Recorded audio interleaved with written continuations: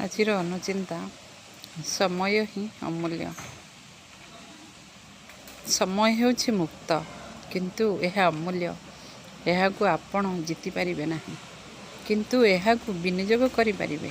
ମନେ ରଖନ୍ତୁ, ଥରେ ଏହାକୁ ଦୂରେଇ ଦେଲେ ଆଉ ପାଇପାରିବେ ନାହିଁ। ତେଣୁ ଅଯଥା ସମୟ ନଷ୍ଟ କରନ୍ତୁ ନାହିଁ।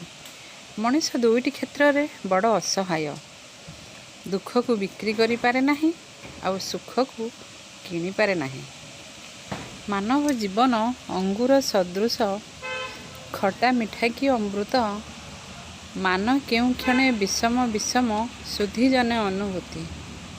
ସାହାଯ୍ୟ ଗୋଟିଏ ଏମିତି ଶବ୍ଦ, ଯାହାକୁ କହିଲେ ଲୋକେ ଭୁଲିଯିବେ, ଆଉ ନ କଲେ ଜୀବନ ସାରା ମନେ ରଖିବେ।